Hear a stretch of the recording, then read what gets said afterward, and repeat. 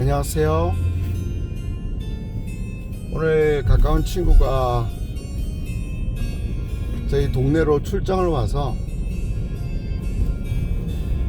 호텔에 투숙을 했는데 조식은 2인이잖아요. 그래서 그 친구의 조찬 회동에 초빙을 받아서 좀 일찍이지만은 남들이 음식이 손대기 전에 1바 따로 호텔 조식을 얻어 먹으려 합니다. 멀리서 친구가 왔으니까 기쁘죠. 오늘 리걸 잡설에서 잠깐이나마 다루고 싶은 주제는 아버지, 이 빚을 남기고 돌아가시면 어쩌란 말입니까? 라는 주제로 말씀을 드리고 싶습니다. 요즘에는 제 나이대가 그래서 그런지 모르겠지만 크리스마스고 명절이고 지인들의 장례식장에 가기 바쁘더라고요. 아버지가 돌아가시고 어머니가 돌아가시고, 그래서 자연스럽게 장례식장에 앉아서 이런저런 얘기를 하다 보면 상속과 관련된 얘기를 하게 되더라고요. 그래서 저도 좀 고민을 해봤습니다. 우리 또 어떤 상속이 어떻게 되는지, 특히 이제 제일 중요한 게 아버지나 어머니께서 막대한 빚을 넘기고 가는 경우가 많죠. 그런 경우에 어떻게 해야 되느냐, 좀 막막하잖아요. 경황도 없는데. 또 우리나라는 이 자본주의가 그렇듯이 경제적 관계를 조속히 안정화시키기 위해서 망자가 돌아가시고 3개월 이내에, 상속이 개시된 날로부터 3개월 이내에 중요한 결정을 하게 만들어요.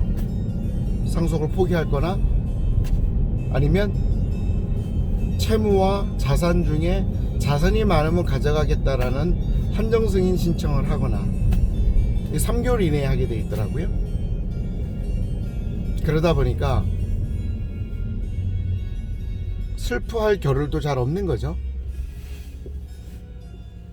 그래서 아버지께서 사업도 망하시고 이리저리 끌어다 쓴 빚도 많고 그 빚이 무엇인지도 모르고 이렇게 갑작스럽게 아버지나 어머니가 황망히 가십니다. 우리가 나중에 저희도 가죠. 황망히 가셨을 때 차분하게 어떻게 해야 될 거냐 라는 거를 제 스스로의 기준을 놓고 한번 생각을 해보고자 합니다. 막대한 채무를 남기고 아버지가 돌아가셨다를 가정해 보겠습니다. 그러면 일단 내가 상속 1순위인지를, 상속 순위가 빠른지를 확인해 봐야겠죠. 아버지의 채무도 상속자들에게 그대로 밀려 내려오기 때문에 상속 1순위는 아버지가 막대한 채무를 남기고 돌아가셨다. 어머니와 나와 나의 형제들이 상속 1순위 대상이 됩니다. 그러면 나와 나의 형제들, 형제 자매들, 그리고 어머니가 상속 1순위가 되기 때문에 이제 상속 포기를 해야겠죠. 왜냐면 눈 감고 봐도 아버지가 남긴 채무가 막대하다는 걸 내가 알고 있기 때문에, 우리가 알고 있기 때문에, 그러면 아버지의 주소지 관할 법원에 상속 포기를 신청해야 되고, 모두가 상속 포기를 해버리게 되면 이제 어떤 문제가 발생하냐면, 우리나라의 상속 포기는 상속을 포기함으로써 그자가 없는 듯이 판단이 되거든요. 그자가 없는 걸로 생각을 한다는 얘기는 나와 나의 형제 자매들, 어머니만 상속 포기를 해버리면 나의 자식들에게 상속이 내려가 버린다는 거죠. 빚이 내려가 버린다는 거죠. 그러니까 상속 포기를 하려면 사촌 이내에 상속 순위에 있는 모두가 상속 포기를 해버려야 되는 거예요. 상당히 불편하죠. 왜냐하면 그나마 소원했던 작은아버지, 큰아버지한테도 연락을 해야 되는 경우가 있고, 귀 어두운 할머니 할아버지에게도 뭔가를 말씀을 드려야 되고, 그래서 이런 경우에 어떻게 하나 봤더니 배우자와 자식들, 막대한 채무를 남기고 돌아가신 아버지의 배우자인 어머니와 나의 형제 자매들 중에 한 명을 남기고 나머지 상속 포기를 다 해버리는 겁니다. 어머니 상속 포기, 형 상속 포기, 여동생 상속 포기, 다 상속 포기를 시켜놓고 제가 한정 승인에 들어가는 겁니다. 그러면 아버지의 채무가 어머니한테 가려다 어머니가 상속 포기되니까 빠져나가고 1순위 상속권자인 자식들에게 가는데, 형과 여동생은, 남동생도 마찬가지고 상속 포기가 됐으니까 다 빠져나갔습니다.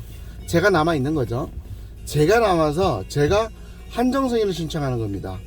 제가 한정 승인을 신청하게 되면, 한정 승인이라는 것은 이제 아버지의 재산 목록을 작성하고, 그리고 그 부분에 대해서 법원에 신청을 해서 신문 공고도 하고, 그렇게 해서 채권자들이 그 부분에 대해서 공지 절차에 통해서 재산을 배분하는 절차를 거치게 되고, 그 중에서 남는 게 있다면 내가 가져가겠소 라는 한정승인 신청을 했기 때문에 통상적으로 남는 게 없겠죠.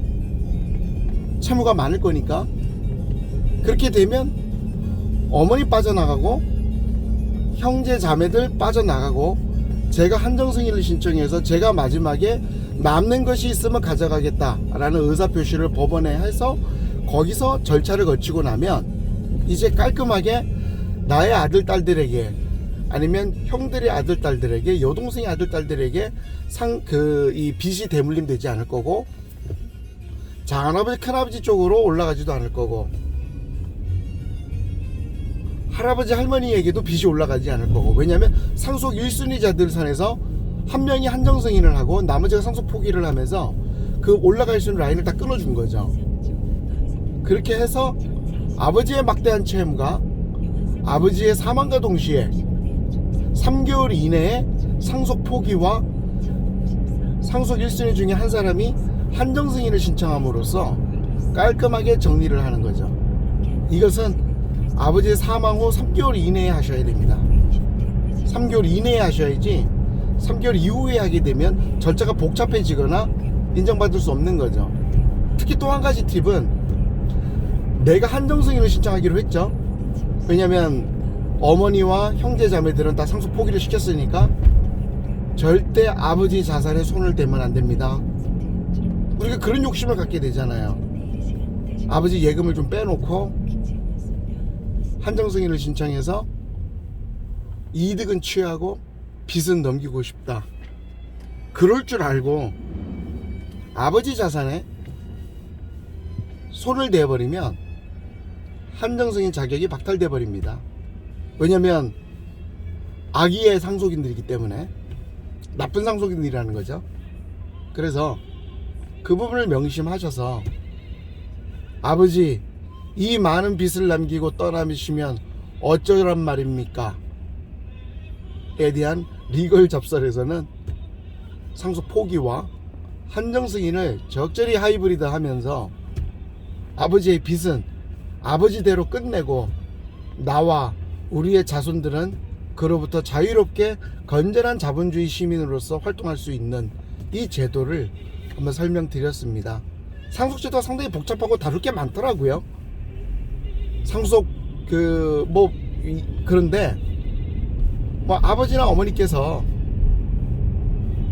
자산을 많이 남기고 가셨다면 사실 우리가 다룰 필요는 없잖아요. 돈이 많은 거니까 그거는 알아서 해결하면 되죠. 아무튼 오늘은 아버지의 빚을 아버지가 돌아가셨을 때, 혹은 어머니의 빚을 어머니가 돌아가셨을 때 어떻게 우리가 그 경황이 없는 상황에서도 정신을 붙들어 쥐고 해결할 것인가에 대한 로드맵을 한번 그려봤습니다. 여러분, 오늘 좋은 하루 되시고 저도 친구 잘 만나러 가겠습니다. 좋은 하루 되세요. 고맙습니다.